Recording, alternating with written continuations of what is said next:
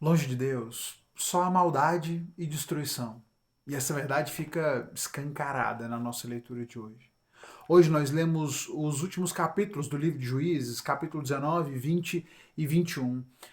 E se você fez essa leitura por agora, você deve estar com ela entalada aqui. Que leitura horrível de ser feito, porque nos traz um episódio mais maldoso, vergonhoso, vil da história de Israel, um episódio que fecha de forma terrível e coerente a narrativa do livro de Juízes. Se o livro de Juízes vem nos apresentando um povo que vem progredindo em maldade à medida que cada vez mais se afasta de Deus e demonstrando, e o autor vem insistindo, olha, esse povo estava distante de Deus, não tinha rei, e cada um fazia como bem entendia, cada um fazia o que achava certo, e ele vem mostrando o quanto essa maldade do povo vai se intensificando.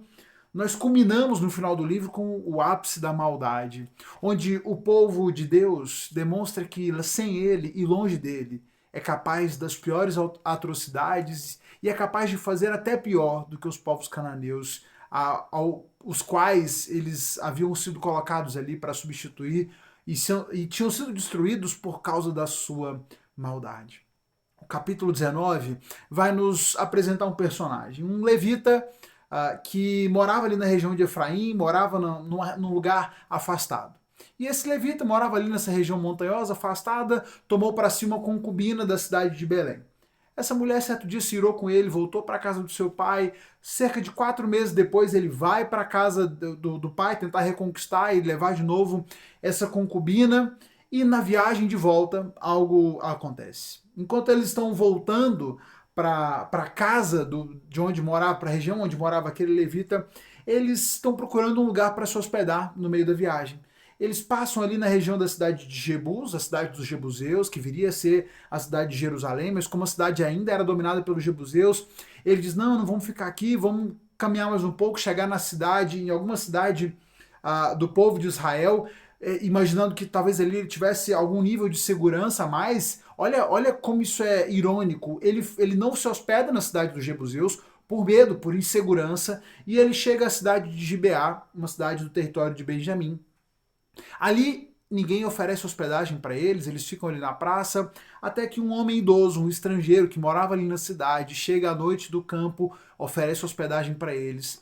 No meio da noite, alguns homens, alguns líderes, alguns homens daquela cidade cercam a casa e começam a bater na porta da casa. Mande para fora o homem que está hospedado com você, que nós vamos ter relações com ele. E não, qualquer semelhança com o episódio de Sodoma não é coincidência, não. Nós vemos aqui como a maldade se alastrou pelo povo de Israel e fez com que o povo de Israel cometesse crimes ainda piores do que aquilo que tinha sido relatado em Sodoma, que para todos os efeitos era o grande exemplo, o grande paradigma de maldade, de perversidade. E aqui nós temos israelitas, numa cidade da tribo de Benjamim, esses homens cercando essa casa, querendo abusar sexualmente daquele levita que estava hospedado na casa daquele senhor. Nós temos o homem então tentando negociar, não faça isso, nós vamos mandar, eu vou mandar minha filha e mandar a concubina dele para que vocês se satisfaçam. Os homens não aceitam, por fim o levita empurra sua concubina para fora de casa, aqueles homens violentam aquela mulher a noite toda e ela na manhã seguinte aparece morta na porta da casa.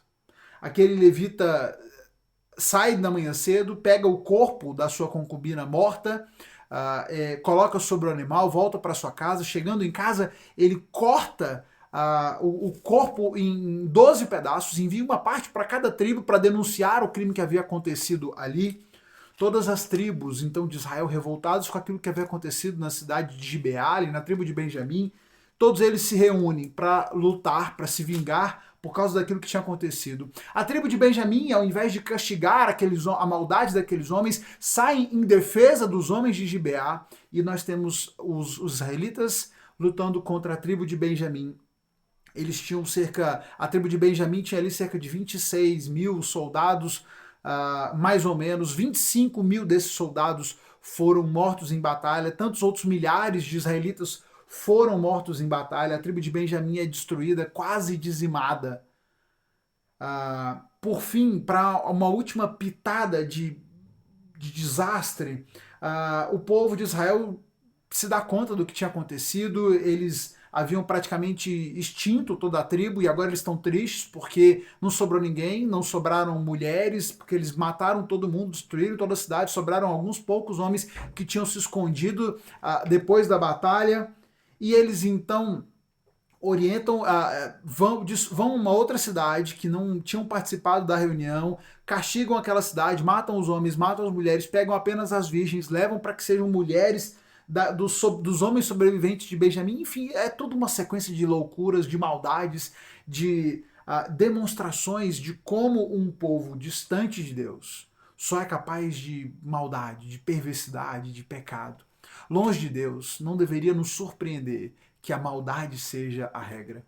Não existe esse povo santo que, por sua própria capacidade, é bom e é justo. Se tem uma coisa que fica evidente aqui é que mesmo o povo escolhido de Deus, quando se afastou dele, demonstrou sua verdadeira natureza má, perversa, fazendo coisas ainda piores do que as registradas anteriormente. Se igualaram ao ápice da maldade registrado em Sodoma. Longe de Deus, a maldade e a perversidade são a regra. E é por isso que nessa reflexão de hoje eu quero te fazer pensar sobre sobre o que o nosso mundo realmente precisa. O que o nosso mundo precisa não é de gente que estabeleça as suas próprias regras, que diga por si mesmo o que é certo, o que é errado, que estabeleça os seus próprios parâmetros de justiça. O que esse mundo não precisa, o que esse mundo precisa não é meramente de leis, de governantes, esse mundo precisa de Deus. O que vai transformar, e o que pode transformar a maldade desse mundo é a liderança, é a presença, é o agir de Deus na vida do povo. Preguemos o Evangelho, testemunhemos o Evangelho para que possamos trazer transformação a essa sociedade. Não adianta ficar se indignando com a maldade do mundo, com a maldade do país. Se você não vive a verdade do Evangelho, se você tem guiado a sua vida fazendo o que acha certo aos seus próprios olhos, conduzido a sua vida de qualquer maneira e não tem contribuído para que a mensagem do Evangelho transforme a vida das outras pessoas, transforme a vida da nossa nação. Longe de Deus, a regra é a maldade, é a perversidade.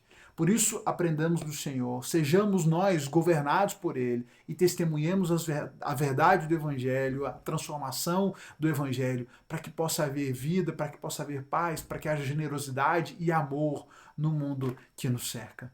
Que Deus abençoe você e que o testemunho triste, terrível de Israel nesse livro de Juízes nos inspire a vivermos de uma forma completamente diferente. Não vivamos pela nossa própria noção de certo e errado. Busquemos a direção de Deus e sejamos obedientes a Ele em todo o tempo. Amanhã nós começamos a leitura, na verdade começamos não, amanhã nós vamos fazer a leitura do livro de Ruth. O livro de Ruth são apenas 4 capítulos, então o dia de amanhã, a leitura de amanhã é para o livro de Ruth. Boa leitura, vamos juntos, amanhã a gente se encontra aqui para mais um momento de reflexão.